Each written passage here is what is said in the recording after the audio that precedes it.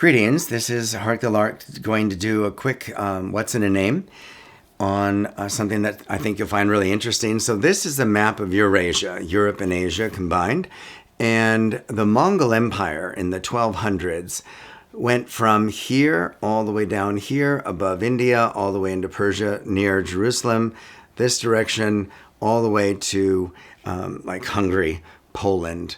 It was the biggest land empire ever, and even though I have this map in my hand, I'll have a map come up so you can see how huge it was. And if you can imagine, any place that was outside of the Mongol Empire knew about how rough and tough and strong they were and how powerful they were. And so if there was ever a time when the Mongols attacked you and you didn't lose, you would try to give credit to some supreme being, perhaps. And that's the bottom line for Japan. If you look at the map, the Mongol Empire goes all the way to Korea, but it doesn't go to Japan.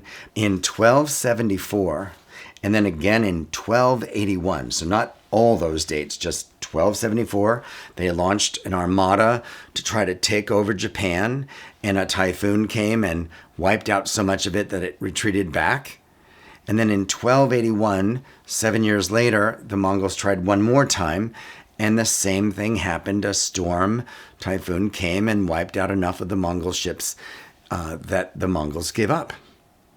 And the Japanese perceived that God, in quotes, supreme being, God, blew those ships away. So there is a word for, in Japanese, that means divine wind, and that word is kamikaze. And that's where we get that word from.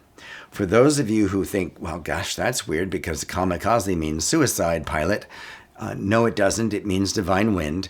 But the reason they used that word was that it was hoped that since the Japanese were so outnumbered in ships and airplanes and things towards the end of World War II, that if the divine wind, the kamikaze, could blow behind Japanese pilots who didn't have enough gas to even come home and put those airplanes into American ships at such a number that the American ships would be sunk, the number of dollars in treasury would be lost so badly, the number of people died so high that the U.S. would give up like the Mongols did.